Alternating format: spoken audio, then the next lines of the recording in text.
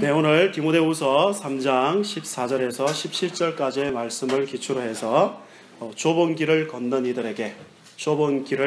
이들에게 하는 제목으로 하나님 말씀 상고하겠습니다. 네, 하나님 은혜와 평강이 여러분과 함께 하시기를 예수님 이름으로 축복합니다. 아멘. 누차 말씀드리지만 우리가 주일날 십계명의 요약본인 마태복음에 있는 내용을 이렇게 항상 읽어드리는데, 거기 보면 뜻을 다하여 하는 표현이 나옵니다. 그 뜻이라는 건 우리의 의지를 말하는 게 아니고 우리의 지성을 이야기하는 겁니다. 그러니까 우리의 삶을 살아서 하나님께 영광을 올릴 때 뭘 동원해야 되느냐, 우리의 지성을 다해야 된다고 성경이 가르치고 있다는 걸 기억하셔야 되고, 특별히 이렇게 설교 시간에 어떤 한마디가, 어떤 한 표현이 우리의 마음을 사로잡을 수 있고 은혜를 줄 수가 있습니다. 그죠? 그러나 그것도 좋지만 이 전체 앞뒤 문맥 속에서 왜 이런 내용들이 나왔으며 그것이 우리 가운데 뭘 가르치고 있는지를 생각하면 훨씬 더 은혜도 될 뿐만 아니라 앞으로 여러분 개인적으로 성경을 읽어가실 때도 그 의미를 깊이 파악하게 되고, 그리고 다른 내용하고 연결을 시킬 수가 있어요. 그래야 어떤 내용에도 표현하자면 잘 흔들리지 않는 사람이 될 수 있습니다. 오늘 질문으로 시작하고자 하는데요. 여러분이 어떤 일을 시작함에 있어서 확신을 가지고 시작했는데 도중에 혼란을 느끼거나 또 실망하거나 혹은 두려워하거나 깊은 회의에 빠진 적이 있으신가요? 없으신가요? 네. 아마 한 가지 이상씩은 다 있을 것입니다. 이 남자랑 이 여자랑 결혼해서 살기만 하면 그래도 괜찮을 거라 생각했는데, 그래도 나름대로 확신을 가지고 했는데, 그렇게 부모님들이 반대했는데 주로 결혼을 했죠. 다. 안 그러신가요? 아마 적극적으로 찬성해서 결혼하신 분 별로 없을걸요? 제가 알기로는. 우리 교회가 그렇던 게 아니라 제 주변에 보니까 거의 다 그렇더라고요. 그렇게 결혼을 했는데 지금 땅을 치고 후회하시는 분들이 이렇게 주변에 굉장히 많더라고요. 어떤 사업을 구상해가지고 이런 사업을 하면 그래도 꽤 많은 수입을 얻을 수 있겠다라고 확신을 가지고 시작했는데 생각보다 수입이 많지가 않고, 또 심지어 계속된 적자를 보고 있는 경우도 있을 것입니다. 또 내가 이런 기질에 이런 직업을 가지고 살면 정말 잘 맞고 또 내 나름대로 인생의 즐거움을 누릴 수 있을 것이라 그렇게 확신을 하고 그 직업을 갖고 일하기 시작했는데 중간중간에 그 직업으로 인하여 힘겹고 또 삶을 내려놓고 싶은 마음이 들 때도 참 많이 있는 것을 우리가 확인하게 됩니다. 그래서 직업을 바꿔야 되나 이런 생각을 하실 때가 있죠. 근데 이런 것도 이런 거지만 신앙도 그렇다는 거예요. 신앙도 복음을 듣고 감사하면서 이제는 정말 주님을 위해 살아야 되겠다 라고 고백하며 확신 가운데 신앙의 이 발걸음을 내디뎌 섰는데, 도중에 이제 이 하나님 말씀으로 인해서 여러 가지 어려움들과 시련들이 생길 때, 또 기도하면 된다 그래서 열심히 기도했는데 뭔가 내 생각만큼 기도가 응답이 잘 안 되는 것을 경험할 때, 그래서 하나님에 대하여 실망함으로 인해서 또 힘겨워하면서 내 신앙생활 계속 해야 되나 말아야 되나 이런 생각을 하시는 분들이 의외로 많이 있습니다. 신앙을 아예 떠나지 못하면 교회는 이렇게 오는데 신앙에 즐거움이 없죠. 그래서 많은 신자들이 체념하고 신앙생활을 하는 거예요. 안 나가려니까 이상하고, 또 어떤 때는 안 나가면 뭐 문제가 생길 것 같고, 그래서 나오긴 나오는데 그다지 뭔가 큰 기대가 없는 이런 모습들이 이 시대의 많은 신자들 속에 내포되어 있는 그런 모습들이라는 것입니다. 교회도 마찬가지입니다. 진리와 함께 기뻐하며 바른 교회를 기대하며 시작한 하늘교회, 하늘영광교회. 하지만 목사에 대한 실망과 또 예배와 교제 환경의 문제, 교회 비전 문제, 또 교회 지체들에 대한 약간은 아쉬움, 특히 또 설교 내용이 듣는 즉시 힘이 나고 막 이랬으면 좋겠는데 맨날 십자가 죽어야 됩니다 이러니까 힘이 나기보다는 좀 저 소리 좀 그만 들었으면 좋겠다 이런 생각이 들 때가 있다 이 말이죠. 그렇게 함으로 점점 기대와 확신은 사라지고 마지못해 혹시 신앙생활 하고 있지 않은지 오늘 이 아침에 이 설교를 통해서 여러분이 여러분 자신을 또 우리 전체를 한번 점검해 보았으면 합니다. 디모데 후서는요, 그 사도 바울이 믿음의 아들 디모데에게 순교를 앞두고 쓴 목회 서신입니다. 당연히 지금 어디 있을까요? 감옥에 갇혀 있습니다. 바울에게는 여러 동역자들이 있었지만 그 누구보다도 관심을 가지고 사랑했던 동역자 한 명을 꼽으라면 두말할 필요 없이 디모데입니다.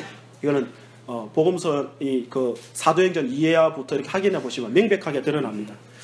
그래서 주님의 몸된 교회를 지금 이 어떤 태도와 내용으로 목양을 해야 되는지를 지금 가르치는 내용이 디모데 전 후서거든요. 특별히 후서는 죽기 직전에 그래서 썼기 때문에 그 무엇보다도 이 절박한 내용이 지금 담겨져 있는데, 지금 이 디모데는 어떤 상태냐 하면 에베소 교회 아시죠? 우리 에베소서 할 때 그 에베소 교회 지금 터키 지역입니다. 거기 교회를 지금 목양하고 있습니다. 나이가 젊어요. 아마 나이로 따져보면 저와 비슷할 겁니다. 바울은 지금 이제 거의 노인이 된 거나 지금 마찬가지 거기 때문에요.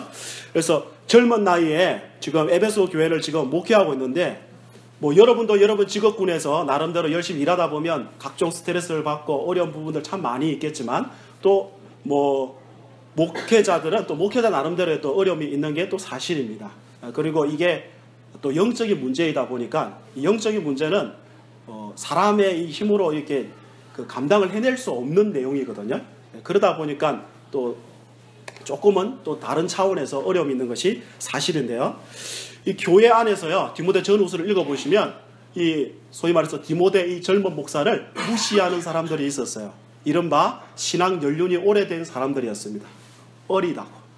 그래서 표현이 어떻느냐, 바울이 내 연소함을 업신여기지 못하게 해라, 이런 표현을 쓰고 있죠. 디모데전서 4장에 가보시면요, 목사님, 저도 목사님만큼 신앙생활에 대해서 잘 압니다. 그래서 뭘 하고자 하면 항상 딴지를 걸어서 시비를 거는 이런 사람들이 교회 안에는 항상 있습니다. 물론 좋은 차원에서 하고자 그런 말씀을 하시는 거지만 그러나 그것이 결국 문제가 될 경우도 많이 있거든요. 이 에베소 교회가 그랬습니다. 제 동기 목사가 이 근처에서 목회를 하고 있고 꽤 교회 규모가 있어요. 근데 저보다 동기인데 2살 많거든요. 뭘 하면 목사님이 아직 어려서 잘 모르는 모양인데, 이게 첫 번째 나오는 문구예요. 뭘 하기만 하면 항상 나오는 문구예요. 목사님 어려서 이렇게 잘 모르는 모양인데. 그래서 아무것도 못하고 있어요. 그런 문제입니다. 그런 문제를 겪고 있는데, 또 문제는 뭐냐면 밖으로부터 거짓 교사들이 침투해가지고 거짓된 잘못된 가르침들을 막 교회 안에서 지금 퍼뜨리고 자기들만의 어떤 공동체를 만들어가지고 목회자의 가르침이 잘못됐다고 지금 대적하고 있는 지금 그런 상태입니다. 그래서 디모데 전후서를 보면 바른 가르침, 바른 교훈에 대한 내용이 처음부터 끝까지 등장하고 있음을 확인하게 됩니다. 그리고 그들과 논쟁하지 말고 다투지 말라고. 그래서 어리석고 무식한 말, 변론들을 버리라. 그거 시도하면 둘 다 같이 망한다고 누차 경고하고 있는 것입니다. 게다가 이제 문제는 뭐냐면 자기를 가르치고 이 바울이 1차 전도 여행 때 디모데를 만났거든요. 루스드라라는 곳에서. 그래서 같이 이제 괜찮다 싶어가지고 디모데를 동역자로 다니면서 전도 여행을 다녔는데, 디모데가 자신이 어릴 때부터 예수님을 알고 성경을 배우면서 자랐는데 자기 외할머니와 엄마로부터 생각보다도 자기가 생각했던 것보다도 이 신앙의 길 가는 것, 목회자의 길을 가는 것이 훨씬 더 힘든 겁니다. 그리고 바울을 따라다니면서 온갖 고초를 다 겪었어요. 바울이 감옥에 가시면 같이 갇히고 매맞으면 같이 맞고, 바울만 맞은 게 아니에요. 같이 그 모든 것을 젊은 나이에 다 보고 다 경험한 것입니다. 디모데가. 그런데 문제가 뭐냐면 바울은 전하는 복음의 내용을 들어보면 십자가 복음이요 부활의 복음입니다. 지금 이 땅을 사는 동안은 맨 무슨 일이 있느냐, 예수를 똑바로 증거하려고 노력하다 보면 핍박을 받고 박해를 받는데요. 그래서 지금 바울이 어떤 논리 속에서 표현하느냐, 자 12절 보실래요? 3장 12절. 이게 그냥 하나의 요약이에요. 3장 12절에 보면 이렇게 되어 있죠. 같이 읽어보겠습니다. 시작. 무릇 그리스도 예수 안에서 경건하게 살고자 하는 자는 박해를 받으리라. 그러니까 진짜 하나님의 백성답게 진짜 예수 그리스도를 똑바로 따라가게 되면 맨 받게 되는 것은 뭐냐면 한마디로 표현하면 박해요 고난이다 이겁니다. 오해요 억울함이다 이겁니다. 당시에 바울 말고도 순회 전도자들이 상당히 많이 있었습니다. 그들의 내용의 핵심이 뭐냐면 예수 믿으면 잘 된답니다. 한마디로. 예수 믿으면 잘 되는데 너희들이 생각을 해봐라. 쟤는 뭐냐? 복음을 전한다고 하면서 끄떡하면 감옥에 갇히고 매 맞고 저 하나님 함께 안 해서 그런 거다. 생김새는 봐라. 코는 들짱코요, 머리는 대머리요, 뭐 얼굴에는 뭐 안질 아니면 간질이 있다 그러니까 이거 뭐 저게 어떻게 진짜 사도일 수 있느냐? 조롱과 핍박합니다. 그리고 뭐 말은 또 이렇게 저처럼 사투리를 썼는지 발음이 정확하지 않았는지 하여튼 바울 본인도 내가 말이 시원치 않다 이렇게 표현들을 고린도후서에 보면 하고 있는 것을 확인하게 됩니다. 계속 주변에서 바울을 시기하던 무리들인데 바울을 무시하고 바울을 조롱하고 잘못된 소문을 퍼뜨리고 이렇게 했다 이겁니다. 그럼 당연히 누구도 같이 그 영향을 받겠습니까? 디모데도요.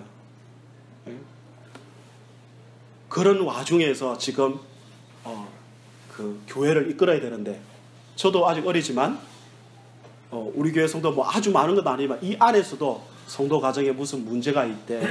이런 것 때문에 마음이 좀 힘들어한데 이런 소리 듣고 이러면요 마음이 참 힘들어요. 마음이 흔들흔들 거려요. 내가 잘 못 가르쳐 그랬나? 내가 뭐라 그래야 될까요? 주님이 주시는 축복의 통로가 제대로 되어야 되는데 그렇지 못해서 그랬나? 한마디로 표현하면 지도자가 영 시원찮아서 그랬나? 이런 생각이 시시때때로 찾아온다 이 말입니다. 이제 지금 디모데가 그 상황이에요. 그래서 디모데가 지금 어떻느냐? 두려워하고 있어요. 1장 7절에 보면.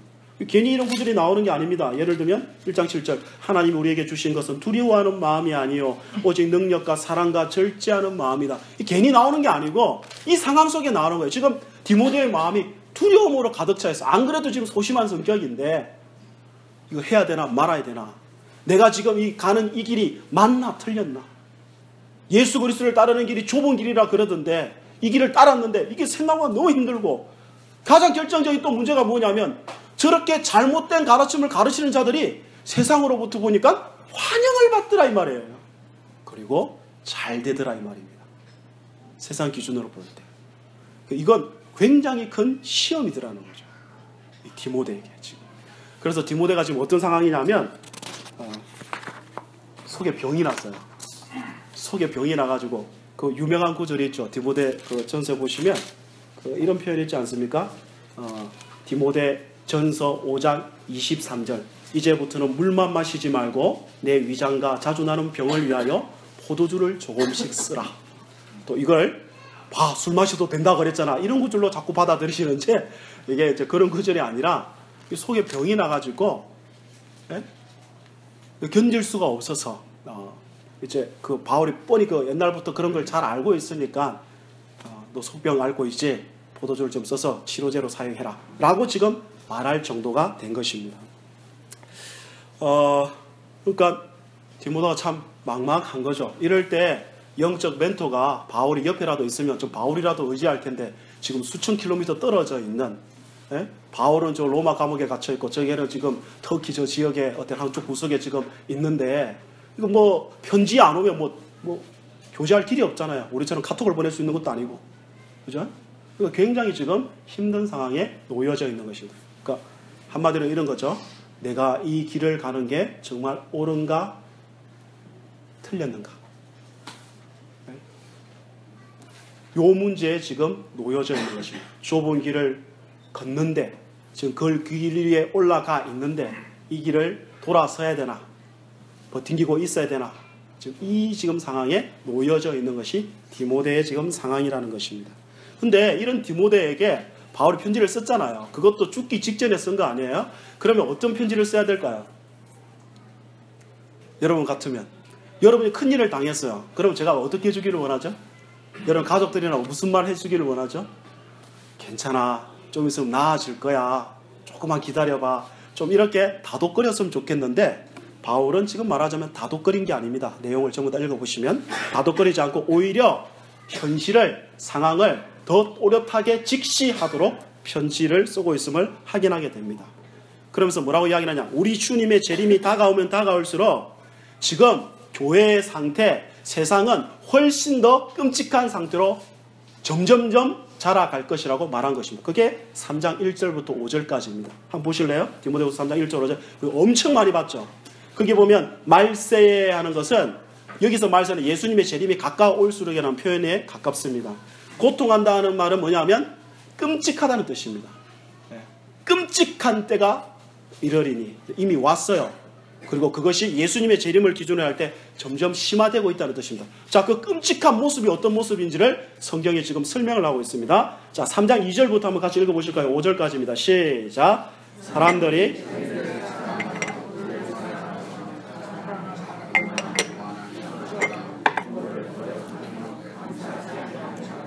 거룩하지 아니하며 무정하며 원통함을 풀지 아니하고 모함하며 절제하지 못하며 사나우며 선한 것을 좋아하지 아니하며 배신하며 조급하며 자만하며 쾌락을 사랑하기를 하나님을 사랑하는 것보다 더하며 경건의 모양은 있으나 경건의 능력은 부인하니 이 같은 자들에게서 내가 돌아서라. 아멘. 세상은 점점점 심지어 교회 안에 있는 신자들의 모습들도 이런 내용으로 점점 그러니까 그릇된 방향으로 자라갈 거라는 것입니다. 그리고 6절 보세요. 그들 중에 남의 집에 가만히 들어가 어리석은 자를 유인하는 자들이 있으니 무슨 말이냐면 거짓 교사들이 정확하게 이 1절부터 5절까지의 삶을 산 거거든요. 그들 중에 아시겠죠? 교회 신자들 가운데 여성들을 표적을 삼아가지고 타겟을 삼아가지고 주님의 제자를 만드는 것이 아니라 자신의 제자로 만들어버리고 그들의 그 목적은 뭐냐? 그들의 소유에 중심을 두고 심지어 그들을 자신의 성적 놀이개로 여긴 겁니다. 그 이야기를 지금 하고 있는 거예요. 예? 예. 그런 자들이 점점 더 많아질 것이라고 성경이 분명히 말씀하고 있는 중입니다. 그러니까 이런 거짓 교사들의 주 특징은 뭐냐면 돈을 사랑합니다. 자기를 사랑합니다. 하나님보다 쾌락을 더 사랑하고요. 겉으로 볼 때 멋진 경건의 모습, 그럴싸한 경건의 모습은 가지고 있지만 경건의 능력을 부인합니다. 사람이 변화될 것이라고 절대 믿지 않습니다. 그들의 관심은 한마디로 표현하자면 성도들을 자신의 목회의 수단으로 여기는 그런 자들입니다.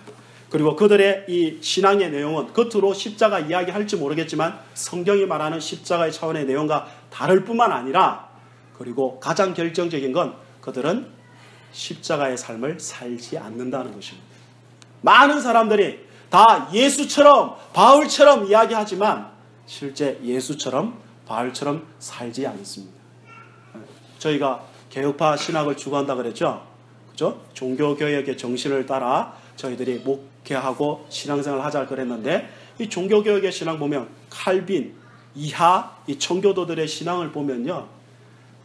정말 모든 것을 다 헌신해서 주님의 나라와 영혼들을 위해 살았거든요. 그런데 그들의 주장은 가지고 오는데 그들과 같은 삶은 살지를 않습니다. 이게 뭐냐? 모조품이고 가짜라는 뜻입니다. 흉내내고 있는 건 다 금방 나중에 되면 다 밖으로 드러나도록 되어 있습니다. 그래서 그 13절 같은 데 보면 이렇게 되어 있잖아요. 악한 사람들과 속이는 자들은 더욱 악하여져서 속이기도 하고 속기도 하리니. 점점 자신들이 어떤 자들인가를 드러낼 수밖에 없게 된다는 것입니다. 바울은요, 바로 이런 상황 가운데서 참된 하나님의 백성들, 참된 목회자, 좁은 길을 가는 자들은 지금 어떻게 해야 되는가? 특별히 너처럼 지금 좁은 길에 들어왔는데 흔들리고 있는 너 두 가지를 지금 생각하라는 것입니다. 하나는 뭐냐면 그동안 나를 통해서 그리고 너의 믿음의 선배들을 통해서 배웠지 않느냐. 정말 예수 그리스도를 믿고 받아들이고 똑바로 살고자 하면 뭘 겪게 된다고요? 아까 우리가 3장 12절에서 배웠다시피 읽었다시피 그리스도 안에서 경건하게 살고자 하면 박해를 받는다. 그 박해의 내용을 사실 그 위에 기록해놨습니다. 3장 10절부터 보시면 나의 교훈과 행실과 의향과 믿음과 오래 참음과 사랑과 인내와 박해를 받은가 고난과 또한 안디옥, 이고니온, 루스드라 이 전부 다 바울이 극심한 박해를 받은 장소들입니다. 사도행전을 확인해 보시면요. 당한 일과 어떤 박해를 받은 것을 네가 과연 보고 알았거니와 주께서 이 모든 것 가운데 건지셨다. 그럼 이 표현을 왜 하고 있는 거죠? 자, 너 받지 않느냐? 나와 같이 다니면서 너도 겪었고 다 받지 않느냐? 그리고 무엇보다도 또 하나는 너의 외조모 그리고 너의 어머니 로이스와 유니기에가 있죠. 앞에 보시면 그 어릴 때부터 그렇게 성경을 배웠을 때 다 뭐라고 이야기했더냐? 너희 부모님들이 어떻게 살았더냐? 또 가만히 생각해 보니까 그리스도를 위하여 헌신하고 희생하고 박해받고 억울함 당하면서 그럼에도 불구하고 하나님 자녀답게 살았거든요. 근데 그 모든 과정 가운데서 놀랍게도 주님이 건지셨거든요. 그걸 봤다 이겁니다. 그 좁은 길을 걷고 있느냐? 생각해 보라는 거예요. 너의 믿음의 전통이 어떤 전통인지 생각해 보라 이겁니다. 이게 필요합니다. 사람들이 이 말 저 말 할 때 내가 어떤 믿음의 전통의 길, 그리고 이때까지 주께서 어떻게 나를 인도해 주시고 붙잡아 주셨는지, 그래서 누구 힘으로 살았는지를 여러분 스스로 1차적으로 확인해 보셔야 됩니다. 그리고 오늘 가장 결정적인 것, 그래서 지금 바울이 뭐라고 이야기하느냐면 또 하나는 뭐냐? 첫 번째는 뭐요? 믿음의 전통을 생각해보고, 또 하나는 성경을 펴라 이겁니다. 성경으로 돌아가 보라 이겁니다. 성경이 무엇이라 말하고 있는지, 한마디로 말하자면 성경을 펴서 성경을 읽어보고 성경이 말하는 의미를 깨닫게 되면 너처럼 이렇게 좁은 길을 간다는 것이 얼마나 진짜 제대로 가는 길이고 진리의 길이고 생명의 길인지를 너 알게 될 거라는 것입니다. 성경을 제대로 이해만 한다면 네가 가고 있는 일이 절대 헛되지 않는 길임을 분명히 확인하게 될 거라는 거예요. 그래서 제가 써온 대로 한 번만 표현을 하자면, 디모데야 힘들지 만만치 않지 두려워하지 마라. 네가 걷고 있는 길은 세상이 알아주지 않는 좁은 길과 같은 것이지만 바른 길이고 진리의 길이고 생명의 길이고 승리의 길이란다. 주변 상황들 때문에 흔들리지 말고 마음을 굳게 해야 한다. 그리고 너의 흔들리는 믿음을 견고하게 붙잡아 줄 수 있는 건 결국 하나님 말씀밖에 없다. 그러니 성경으로 돌아가라. 열심히 연구하고 배워라. 그것이 너에게 확신을 가져다 줄 것이다. 그리고 그렇게 하는 것이 절대 헛되지 않을 것이다. 그리고 이것을 너가 가르치는 사람들에게 전심전력 다해서 가르쳐라고 지금 말씀하고 있는 중입니다. 따라서 여러분, 흔들리고 계십니까? 그럼 뭐 하셔야 되느냐? 성경으로 돌아가셔야 됩니다. 성경을 읽으셔야 되고 배우기를 열망하셔야 되고 그 말씀을 배우고 그리고 그 말씀의 의미를 바르게 알고 그 말씀으로 살고자 하면 놀랍게도 하나님의 크신 은혜가 우리 가운데 부어지게 됩니다. 성경이 문자로 잠들어 있는 게 아니고 어떤 분들의 고백처럼 성경이 그냥 4차원적으로 살아 일어나가지고, 야, 이게 진짜 진리고 생명이고 이게 그냥 죽어있는 문자가 아니라 생명의 말씀이라 하는 것을 그들이 깨달은 것처럼 진짜 그렇다는 것을 확인하게 될 것이라는 것입니다. 아까 제가 이제 그 종교개혁자들과 청교도들을 말씀드렸지 않습니까? 그들은 그 시대 가운데 정말 좁은 길 걸었습니다. 나라에서 아예 반대를 하고 박해를 했습니다. 심심하면 이런 건 청교도 이렇게 검색 한번 하셔가지고 인터넷을 통해서 이런 걸 한번 확인해 보셔도 됩니다. 확인해 보시면 얼마나 이들이 고통당하면서 신앙생활을 했는지 모릅니다. 그냥 저 뉴 잉글랜드, 그러니까 미국 넘어간 청교도들 말고 이 내륙에 남아있던 영국이나 저기 스위스라든지 네덜란드라든지 독일이라든지 이런 사회에 남아있던 사람들이 훨씬 더 극심한 박해를 사실 당하면서 모든 어떤 그 사회적인 보장을 다 박탈당한 채 그러면서 주의 복음을 위해서 일했습니다. 그리고 그 신앙이 홀로 저희 가운데 들어온 거예요. 네? 그리고 그들이 그 흔들릴 때 그 사람들이라고 포기하고 싶은 마음이 없었겠어요? 그때마다 그들을 붙잡아준 건 딴 게 아니고 성경이었어요. 그래서 종교개혁의 모토가 괜히 성경으로 돌아가라 이런 모토가 괜히 나온 게 아닙니다. 우리나라에도요, 처음에 우리나라 혹시 여러분 저를 한번 보실까요? 우리나라 제일 먼저 최초의 순교자 누군지 아세요? 개신교 순교자? 혹시 안 들어보셨나요? 안 들어보셨으면 제가 잘못한 겁니다. 이런 건 몇 번씩 강조했어야 되는데 제일 먼저 개신교 순교자입니다. 개신교 순교자는 누구냐면 로버트 토마슨이라는 선교사입니다. 토마슨이라는 선교사. 토마스라는 선교사인데 토마스입니다. 죄송합니다. 토마스라는 선교사인데 이분이 런던 선교회에서 1860년대에 파송을 받았어요. 받아가지고 처음에 먼저 다 우리나라 들려면 중국으로 가는 거예요. 1차적으로. 중국 갔다가 상해를 거점으로 삼아서 복음을 전하고자 했어요. 우리 조선에 정말 오고 싶어 했습니다. 근데 조선은 그때 이 외국 문물 들어오는 것을 다 이렇게 외면하던 그래서 그걸 굉장히 아주 꺼렵게 하던 그런 시대였거든요. 아시죠? 역사. 그런데 상해에 도착하자마자 조선 이 선교에 마음을 두고 있는데 자기 아내가 죽어버렸어요. 극심한 추위 때문에. 그때 나이가 몇 살이냐? 이 선교사가 23살. 아내도 비슷한 연령입니다. 오자마자 뭐 아무것도 안 했는데 오자마자 그냥 죽었어요. 얼마나 슬펐을까요? 마음에 불타가지고 왔는데 그런데 또 같이 동력하기로 하는 사람하고 또 뭔가 마음이 안 맞아가지고 좀 어려움이 생겼어요. 조선에 들어가려고 그러는데 막고 절대 문을 열어주지 않아요. 그게 참 힘들었습니다. 그 과정 가운데서 이렇게 조선어도 좀 배우고 그 다음에 중국어도 좀 배우고 이렇게 하면서 성경을 번역하는 일들에 사람들이 힘썼어요. 당시 선교사들이. 그리고 3년 정도가 지났을 때 제너럴 셔먼호라는 이 배를 타고 저 대동강으로 이렇게 타고 올라와서 대동강에 이렇게 정박하게 되거든요. 그런데 우리나라에서 극심하게 반대를 하고 불화살을 쏘고 해가지고 배가 침몰돼 버렸습니다. 다 죽었고 토마스 선교사와 몇 명이 헤엄쳐서 대동강에 왔죠. 이 대동강변에 올 때 뭘 챙겼느냐? 성경책을 챙겼어요. 한자 성경책. 근데 뭐 기회 안 줍니다. 그냥 곧바로 죽여버리는데 그때 우리로 표현하면 병절, 포졸이죠. 포졸이 박충권 씨라고 있었는데 그 사람이 이제 토마스 선교를 죽였거든요. 근데 죽여갈 때도 이 토마스 선교사가 아이고 살려주십시오 이게 아니고 말이 안 통하지만 그에게 성경을 이렇게 준 겁니다. 이거 읽어보라고. 이거 읽어보라고. 몇 권을 가지고 왔어요.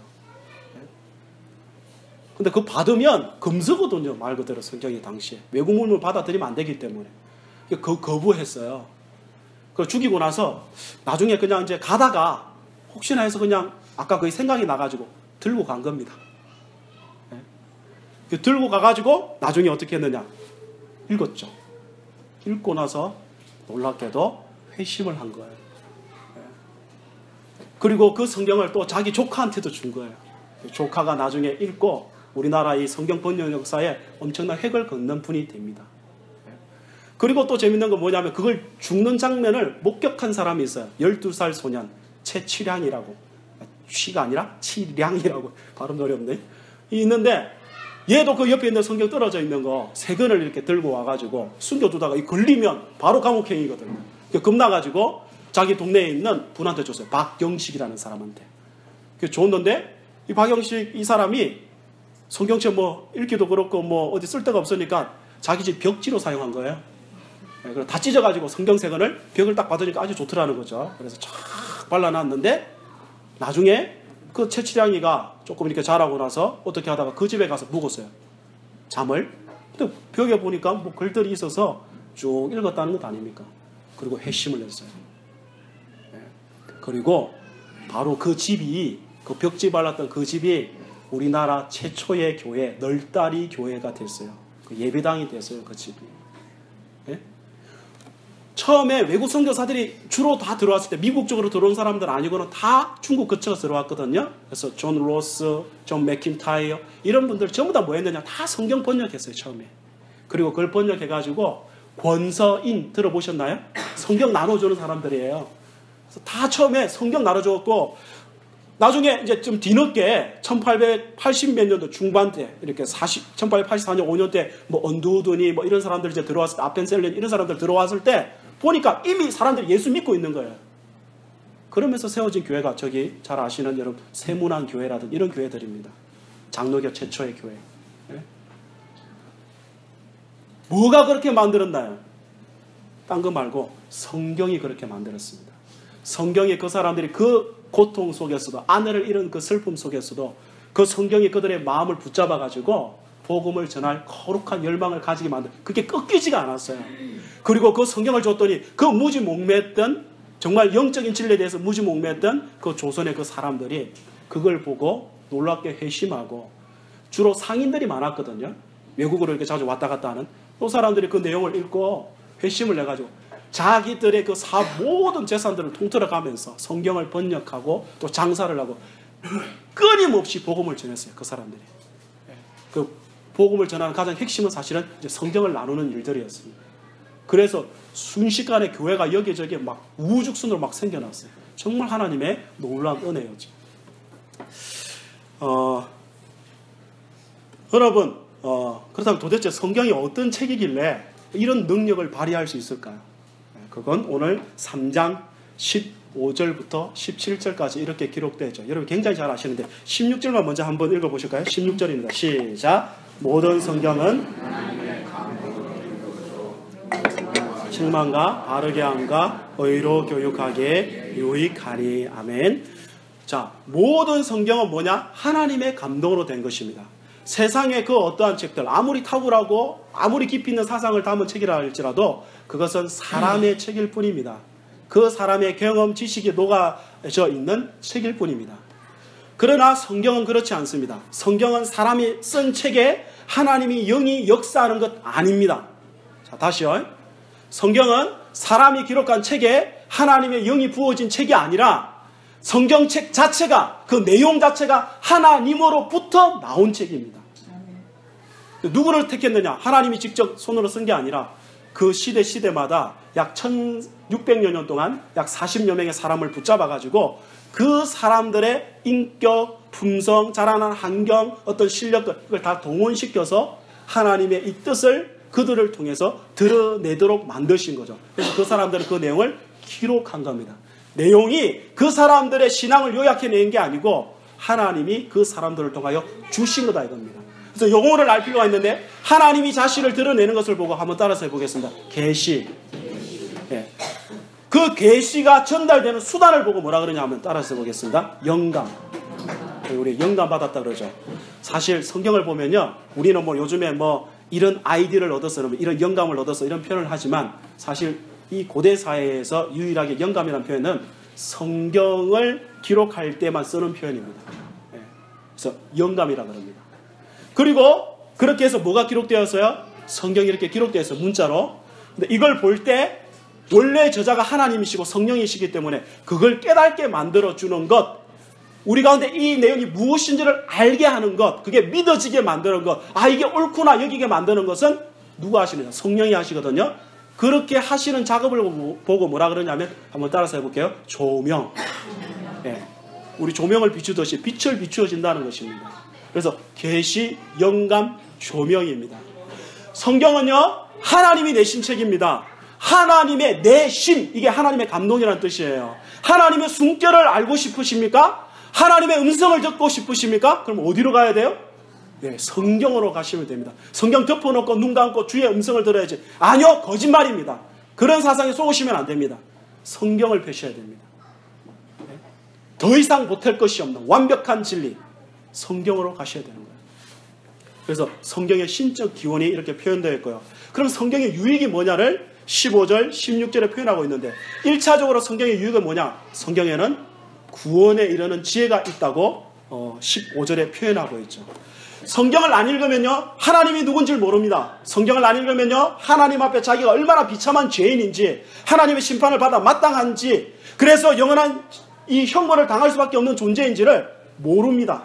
뭐가 가르쳐주느냐? 성경이 가르쳐줍니다. 그리고 거기로부터 구원받을 수 있는 길이 무엇인지를 가르쳐준다 이것입니다. 성경에는 그래서 구원에 이르는 지혜가 있습니다. 그리고 성경은요, 그 다음 뭐라 되어 있죠? 16절에 보시면 교훈과 책망과 바르게 함과 의로 교육하기 유익하다. 이거 순서라 그랬죠. 자, 성경을 첫 번째 이렇게 하시면, 자, 오늘 같으면 이제 제가 마지막 결론을 뭘로 낼 것 같아요? 비 오니까 이게 날씨가 이래서 그런데 조금만 정신 차려서, 자, 제가 결론을 뭐라 낼 것 같아요? 뭐 뻔할 뻔지 아니겠습니까? 뭐라고 낼 것 같아요? 왜 성경을 안 읽으십니까? 분명히 이럴 거라고, 그죠? 자, 그러면 이게 메시지가 하나 나왔잖아요, 지금. 자, 이게 교훈입니다. 그러면 말하자면 이 큰 교훈들 속에 나온 자연스러운 적용의 교훈이라고요. 근데 그 교훈이 성경을 잘 읽고 있는 사람도 있고, 그렇지 않은 사람도 있고, 읽기는 읽는데 대충 읽는 사람도 있고, 장수 채우려고 읽는 사람도 있고, 뭐 여러 사람이 있을 것 아니겠습니까? 그러면 똑바로 못하고 있는 사람에게는 당연히 이 메시지가 뭘로 들려지겠어요? 책망으로 들려지겠죠. 그죠? 그 여러분 속에 어두움을 드러낸다 이겁니다. 근데 성경은 책망으로 끝내지 않고 어떻게 한다고요? 정말 성령의 시간 역사하고 여러분 믿음의 말씀을 받게 되면 이렇게 하면 안 되겠구나. 정말 주의 말씀을 가까이 해야 되겠구나. 열심히 읽어야 되겠구나. 잘 듣고 열심히 배워야 되겠구나. 이런 마음이 생긴다 이 말이에요. 이게 바르게 한다는 것입니다. 그렇게 하여 뭐요? 의로 교육하게 유익하니. 즉 하나님의 말씀 앞에서 하나님과 올바른 관계 속에서 하나님의 말씀에 순종하는 사람으로 잘 훈련시켜준다 이 말이에요. 뭐가 그렇게 한다고요? 성경이 그렇게 한다고요. 여러분 자녀 키울 때를 생각해 보세요. 여러분 자녀에게 뭔가를 가르치고자 합니다. 그러면 자녀가 그걸 똑바로 못하기 때문에 주로 가르치지 않습니까? 너 이렇게 살면 안 된다. 그죠? 뭐죠? 책망이죠. 근데 애를 야단치려고 야단치는 사람은 없죠. 정상적이라면. 뭐 하려고 그러시는 거죠? 고쳐내려고 하시는 거죠. 그렇게 해야 그 아이 가운데 유익해지니까. 똑같은 원리다 이 말입니다.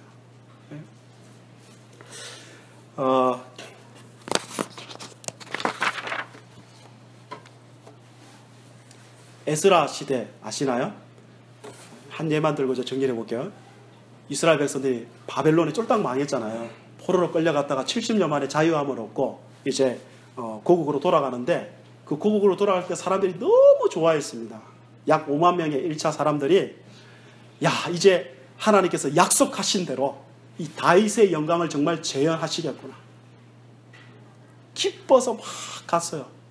갔는데 처음에는 막 원조도 나오고 하나님의 역사가 막 느껴지니까 너무 좋아서 갔는데 가니까 자기를 환영해 주는 사람이 아무도 없어요. 온 사방에 적들로 깔려 있어요. 그리고 자기들이 먼저 성전 지으려고 하는데 성전 짓는 거 다 반대해요. 그리고 나라에 조선 넣어가지고 기초만 쌓다가 포기돼 버렸어요. 굉장히 낙심했어요. 다 버리고 70년 동안 쌓았던 거 다 버리고 왔는데 당장 눈앞에 현실적인 문제밖에 없는 거예요. 근데 또 하나님의 은혜로 말미암아 성전을 만들었어요. 그죠? 지었죠? 그게 이제 우리 잘 아시는 두 번째 성전이 스룹바벨 성전 아닙니까? 그래서 이 성전 중심으로 이제 하나님을 예배하고 잘 섬기면 그 다윗의 영광이 우리 가운데 탁 나타나가지고 우리를 압제하고 있는 페르시아도 멸망시키고 눈에 보이는 하나님 나라를 탁 세워서 항상 하는 표현 등 따시고 배부른 나라 세울 줄 알았더니 어때요? 별 현실적으로 나아지는 게 없는 거예요. 극심한 영적 침체로 빠져버렸습니다. 그래서 그 극심한 영적 침체를 생생하게 보여주는 성경이 말라기입니다. 말라기. 그래서 말라기에 처음부터 뭐라 그러냐? 하나님이 내가 너희를 사랑하였노라. 아이고 하나님이 언제 우리 사랑했습니까? 이게 첫 번째 말입니다. 이걸 확인해 보시면. 그래서 하나님 앞에 드리는 거 뭐야? 병든 것들입니다. 11조 하지 않습니다. 결혼도 마음대로 합니다. 뭐 이런 여러 가지 증상이 나타나죠. 그들의 표현이 뭡니까? 이건 중요하니까 한 번만 찾아봅시다. 말라기 한번 펴보세요. 구약 성경 제일 마지막 책이거든요. 그들의 영적 상태가 어디까지 떨어졌느냐 하면 이렇게까지 돼버렸습니다. 자, 2장만 한번 보실까요? 뭐 다 찾아보면 좋겠는데 여기 많은 표현이 있는데 2장 17절 한번 보실까요? 말라기 2장 17절 같이 한번 읽어볼게요. 시작. 너희가 말로 여호와를 괴롭게 하고도 이러기를 우리가 어떻게 여호와를 괴롭혀 들었나이까 하는도다. 이런 너희가 말하기를 하는 자는 여호와의 눈에 좋게 보이며 그에게 기쁨이 된다 하며 또 말하기를 정의의 하나님이 어디 계시냐 함이니라. 지금 어떤 상태 된 줄 아시겠죠? 지금 보세요. 모든 악을 행하는 자는 하나님이 기뻐하셔. 지금 얼마나 지금 이 하나님에 대한 이 신뢰가 무너져 있고 하나님을 좀 조롱하는 표현입니까? 정의의 하나님 있긴 어디 있어? 이 상황까지 갔어요. 자, 3장 한번 보실까요? 자, 3장 13절부터 15절까지 한번 보실게요. 말라기입니다. 자, 같이 한번 읽어보겠습니다. 시작. 여호와가 이르노라 너희가 완악한 말로 내를 대적하고도 이러기를 우리가 무슨 말로 주를 대적하였나이까 하는도다. 이는 너희가 말하기를 하나님을 섬기는 것이 헛되니 만군의 여호와 앞에서 그 명령을 지키며 슬프게 행하는 것이 무엇이 유익하리요. 지금 우리는 교만한 자가 복되다 하며 악을 행하는 자가 번성하며 하나님을 시험하는 자가 화를 면한다 하노라 함이라. 아멘. 지금 어떤 영적 상태까지 가시는지 알겠죠? 하나님 섬겨봤자 쓸데없는 짓거리야. 요겁니다. 이런 영적 상태 가운데 빠져있을 때 하나님께서 한 사람을 부르셨습니다. 그 사람이 누구냐? 학사 에스라입니다. 그래서 그 사람 중심으로 또 그때 당시에 백성의 정치적 지도자였던 느헤미야와 함께 미스바 수문학 광장에 착 모여가지고 느헤미야 8장에 보면 아침부터 모여요. 대낮까지 시간을 쪼개서 몇 시간에 걸쳐서 성경을 읽고 몇 시간에 걸쳐서 여기저기서 레이지파의 사람들 제사장들이 여기저기서 뭘 해주죠? 그 율법을 읽은 내용을 설명을 해주잖아요. 그게 느헤미야 8장이잖아요. 설명을 쫙 하니까 어떤 일이 벌어져요? 여기저기서 대성통곡하고 마음을 짓고 그래서 회복되어지고 기쁨이 넘쳤던 이런 내용이 느헤미야 8장에 기록되어 있습니다. 뭘 이야기하고 싶느냐? 결국 다 무너져 있던 그 정말 하나님 성경에 쓸데없는 짓거리다까지 가버린 그런 사람들을 다시 일으켜 세운 내용이 뭐냐? 결국 뭐라는 거예요? 하나님의 말씀이다 이 말입니다. 네. 여러분, 그런데 이제 우리가 기억해야 될 게 있습니다. 뭘 기억해야 되느냐? 여러분이 성경을 이제 잘 읽으신 분들 계시고 그렇지 못한 분들도 아마 계실 거예요. 그런데 우리가 분명히 기억해야 될 것, 자, 결국 우리 될 수 있는 수단이 하나님의 말씀, 성경이라면 이걸 제일 싫어하는 존재가 있지 않겠습니까? 그죠? 어떻게든 여기로부터 관계가 멀어지게 만드는 존재가 있지 않겠습니까? 누구겠습니까? 두말할 필요 없이 우리의 원수, 대적 사탄입니다. 사탄은 우리 가운데 딴 걸 빼앗아가지 않습니다. 어떻게 하든 하나님의 말씀만 빼앗아갑니다. 우리는 하나님 말씀 먹고 사는 사람들인데 그거 빼앗아가버리면 우리는 아사 상태로 빠질 수밖에 없어요. 힘이 없어져 버려요. 밥 굶으면 힘 없죠, 계속. 오늘 아침밥 굶고 오신 분 별로 힘이 없죠, 그죠? 근데 한 끼 굶는 게 아니라 계속 굶어보세요. 힘이 없어요, 전부 다. 그러니까 영적으로 무기력한 삶을 살 수밖에 없다니까요. 그래서 바울이 에베소서 6장에서 뭐라 그랬습니까? 정말로 형제들아, 너희가 주 안에서 그 힘의 능력으로 강건하여지고 마귀의 계계를 능히 대적하기 위해서는 뭐 해야 된다는 거예요? 하나님의 전신갑주를 입어야 된다는 것 아닙니까? 그 하나님의 전신갑주를 6가지로 표현했는데 그 중에 핵심이 뭐냐면 진리의 띠를 먼저 띠라입니다. 그리고 마지막에 뭐예요? 성령의 검, 하나님의 말씀을 가지라입니다. 이 두 가지가 무슨 차이냐? 진리의 띠라는 것은 성경 전체가 뭘 이야기하고 있느냐 이 말입니다. 띠. 연결이 돼야 되는 거죠. 성경 전체가 창세기부터 요한계시록까지. 그게 진리의 띠입니다. 그래야 방어가 기초적으로 돼요. 그리고 방어만 하면 됩니까? 자꾸 공격하는데 공격이 최선의 방어이듯이 공격을 해야 되는데 그 공격을 하려면 성령의 그 말씀을 가져야 됩니다. 그럼 무슨 차이냐? 그 창세기부터 요한계시록의 그 말씀을 그 상황과 내용에 맞게 휘둘릴 수 있어야 돼요. 예를 들면 예수님이 사단의 시험을 받을 때 여러분 잘 보시면 마태복음 4장에 신명기의 구절들을 인용해가지고 어떻게 해요? 공격해서 사단의 공격을 무마시켜버립니다. 쳐부셔버립니다. 네? 여러분이 어떤 상황에 닿았을 때 어떤 말씀이 딱 떠올라야 돼요. 그리고 그 말씀이 여러분 마음에 브레이크를 걸어주고 나아갈 방향을 열어주고 또 뭔가 유혹할 때 그걸 탁 끊어버릴 수 있도록 말씀이 떠올라야 된다고요. 안 그러면 다 무너진다 이 말입니다. 네? 그래서 이런 사탄의 공격은요. 돈으로 못 이기고 여러분의 세상 지식과 경험, 어떤 여러분의 의지, 절제력 가지고 죽었다 깨어나도 못 이겨냅니다. 그래서 뭐요? 하나님의 것으로 이길 수 있다 이겁니다. 아멘. 그 핵심이 하나님의 말씀이다라는 거죠. 네. 하지만 안타깝게도 수많은 성도들이 여러 가지 이유로 하나님의 말씀을 좀 경홀히 여깁니다. 핑계 없는 무덤이 없다고 여러 가지 이유를 댑니다. 자, 1위 뭘까요? 바빠서. 2위 무슨 소리인지 잘 모르겠는데요. 3위 재미가 없어요. 등등등. 근데 문제는 뭐냐면 성경을 안 읽으면요 신앙이 잘 안 자라요. 네. 정말 잘 안 자랍니다. 이런 거 있죠. 특별히 이제 학생들, 이제 어른들은 아마 여기서 제일 것 같고 학생들. 어릴 때부터 이때까지 영어 공부했는데 영어 한마디 말하기 힘들죠. 왜 그렇죠? 반복을 안 해서 그래요. 딴 게 아니고. 마찬가지로 이게 뭐 이런 거죠. 내가 학교 다니까 공부하는 거야 이런 느낌은 가지는데 공부를 실제로 안 하고 있는. 무슨 말인지 아시겠죠? 그러니까 늘 생각 속에 뭐 있어요? 공부해야 되는데 하는 사람 공부하는 사람이 안 하는 사람이에요. 네? 성경 읽어야 되는데 이 말하는 사람 하는 사람이 안 하는 사람들이에요. 네? 마치 그것하고 똑같습니다. 교회 일 환경에 젖어 있다고 하나님의 말씀을 잘 알게 되는 건 절대 아닙니다.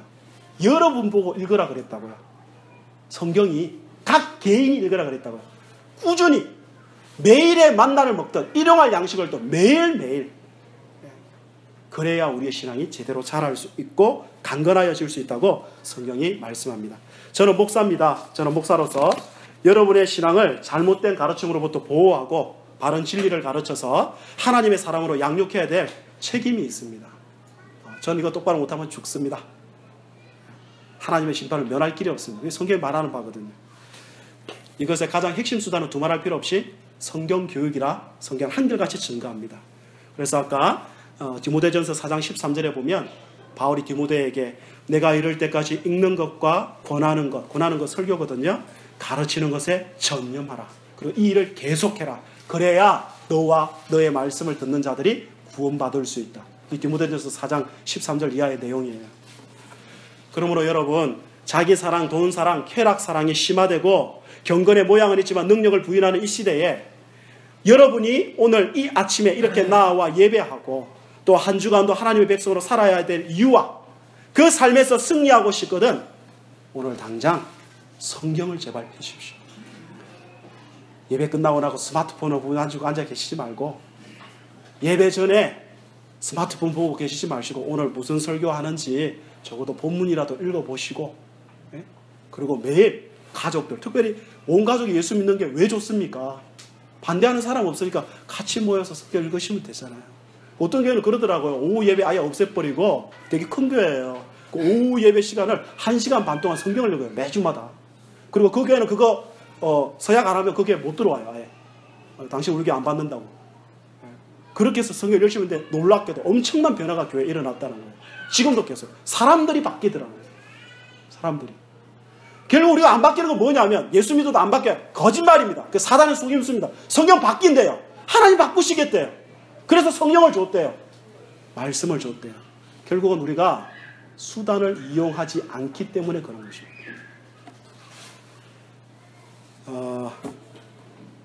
여러분 읽다가 모르겠으면요 뭐 하시면 될까요? 저를 한번 보세요. 뭐 하시면 될까요? 웬만하면 인터넷 뒤지지 마시고 저한테 문자를 날리세요. 왜 그러냐면 저도 인터넷 모르는 거 있으면 자꾸 확인하긴 하는데 또 책을 찾아보고 근데 인터넷에서 보니까 거짓된 내용이 너무 많아요. 진짜 너무가 절비하더라고요. 근데 여러분 분별할 수 있으면 좋은데 예를 들어서 10가지가 있는데 한 가지를 분별 못 해버리면 미안한 말이지만 그것 때문에 다 오염돼 버립니다. 다른 내용까지. 제가 얼마 전에 신천지에 빠졌다가 나온 전도사의 그 간증을 들었어요. 이름도 재밌어. 김강림이야. 여러분 인터넷에서 유튜브 한번 검색해보세요. 이름 김강림이에요. 얘가 좀 아직 어리기 때문에 제가 얘로 표현해서 그렇지만 빠졌다가 나오게 된 게 거기 빠졌다가 먼저 나온 누나예요. 자기 친누나이고 누나에 대해서 누나가 신고해가지고 어떻게 해서 이제 빠져나오게 되는데 그 누나가 이름이 기억 안 났는데 데살로니가 전서를 읽다가 거기 보면 주에 강림하심이 나오거든요. 아 강림이 해가지고 알아서 부모님 찾아가지고 나중에 해내서 엄청난 치료 기간을 거쳐야 된대요. 2년 빠졌으면 2년 이상은 성경으로 교육해야 벗겨진다는 거예요. 안 벗겨진대요. 이 사람 신학생이에요. 자기가 스스로 그렇게 고백하더라고요. 나 정도만 되면 얼마든지 무슨 소리를 하든지 충분히 알 수 있고 다 분별할 수 있다고. 근데 빠져버렸어요. 부모님들의 개를 고쳐내고자 직장 다 끊고요. 언니 학교 끊고요. 대학교 쉬어버리고. 아침부터 밤까지 문 다 잠궈야 된대요. 다 걸어놓고. 전쟁 났을 때처럼 라면 4박스 갖다 놓고. 그렇게 해놓고 아침부터 저녁까지 찬송 부르고 상담사, 전문 상담사 와가지고. 그리고 결국 그 말씀과 함께 그 아버지의 사랑에 녹아서 그리고 나서 딱 보니까 그때서 성경이 보이더라는 거예요. 신천지는요 철저하게 행위구원이거든요. 행위구원. 네? 그게 안 들어가면 영원한 사망이에요. 그 내용을 그렇게 풀어놨어요. 비유를 가지고. 그래서 결국 알고 보니까 아닌 거예요. 우리의 구원은 오직 예수 십자가 그걸 믿음으로 받는다는 걸 너무나 명백하게 성경 여기저기서 주구장창 이야기하는데 거기에 대해서 눈이 감겨버리더라는 거예요. 여러분도 심지어 저도 그럴 수 있다는 거 기억하셔야 돼요. 아시죠? 여기 시흥시 어디 교회 사모님이 신천지 빠져가지고 가정도 깨지고 다 깨지고. 이게 참 안타까운 소리예요. 저희 교회, 저희 교단의 총회장 했던 교회도 사모님이 거기 빠져가지고 우리 교회는 죽은 교회라 그러고 이렇게 나가버리고. 이게 다른 교회 이야기 아닙니다. 우리가 정신 못 차리면 우리 교회 이야기가 언제든지 될 수도 있습니다. 한 해 마무리하고 있습니다. 왜 이렇게 삶이 팍팍하냐고요? 왜 이렇게 힘들가요? 왜 이렇게 공허하냐고요? 왜 이렇게 막막하냐고요? 왜 세상이 이 모양 이 꼴이냐고요? 목회자들 왜 저 모양 저 꼴이냐고요? 그래서 내가 이렇게 행동하는 것은 어쩔 수 없다고요? 아닙니다. 이럴 수밖에 없는 이유가 성경에 분명히 기록되어 있습니다. 그리고 거기에 함몰되지 않고 이런 세상 가운데 주님의 은혜를 알고 주의 백성으로 어떻게 살아야 되는지를 성경은 한결같이 선포하고 있습니다. 여러분이 고민하고 있는 문제 직접적으로 표현이 안 될지라도 그 원리 안에서 생각하면 그 내용이 이미 다 들어가 있습니다. 그러니 여러분 뭐 하시라고요? 성경을 펴십시오. 그리고 성경을 읽으십시오. 그리고 성경을 잘 이해할 수 없거든 배울 수 있는 자리에 열심히 모이십시오. 우리가 베드로전서 설계했다시피 우리 교회가 진짜 사랑의 공동체가 되려면 어쩔 수 없어요. 성경이 말하는 수단을 사용하는 수밖에. 뭐밖에 없다고요? 말씀 공동체가 되어야 된다 그랬죠. 제 이야기 아니라 성경이 그렇게 이야기한다고. 그러면 여러분 오늘부터 다른 걸 좀 뭘 하고 싶어도 절제하면서 이거 좀 내려놓고 성경을 먼저 펴는 훈련을 제발 하십시오. 그리고 사모함으로 읽어야지 장수 채우듯이 읽으면 안 됩니다. 정말 알고자 깨닫고자 읽게 되면요 알아져요. 왜냐하면 성령이 속에 있기 때문에 성령이 가르치신대요. 그러니까 성경을 요즘 읽는데 아무 느낌도 없어. 이건 뭔가 좀 문제가 지금 있는 상태라는 것입니다. 그래서 우리 하늘영광교회가 한 해를 마무리하면서 이제 내년도 우리가 다른 것도 계획해야 되겠지만 무엇보다도 성경을 우리가 어떻게 읽을 것인가 이거 계획하고 제일 중요한 건 오늘 당장부터 성경을 펴십시오. 또 창세기부터 펴지 마시고 1편 D부터 그냥 하세요. 무슨 말인지 아시겠죠? 1편 D부터 해서 어떻게든 한 분을 빨리 읽으세요. 꾸준히 읽고 또 그 깨달음도 좀 뭔가 감동이 있거든 가족들과도 한번 나눠보시고 또 이렇게 주일날 사랑방학 때도 좀 나눠보시고 그걸 기도정으로 삼고 이러면요 정말 우리 생각 가치관이 바뀌고 삶이 분명히 바뀌도록 되어 있습니다. 저 여러분 볼 때 정말 아직도 심각한 목사지만 그래도 이만큼 변화된 거 딴 게 변화시킨 게 아닙니다. 성경이 이만큼 변화시킨 겁니다. 여러분 성경 가까이 하십시오. 좁은 길을 걷는 이들에게 이 길을 끝까지 걸어갈 수 있도록 붙잡아주는 것 물론 우리 주의 성령이 하시지만 수단이 뭐냐? 하나님의 말씀 성경이라는 사실 잊지 마시고 이 말씀 열심히 부지런히 읽고 잘 적용해서 이 길 끝까지 걸어갈 수 있는 우리 하늘영광교회 모든 백성들 되시기를 예수님 이름으로 축복합니다. 우리 다 같이 일어나셔서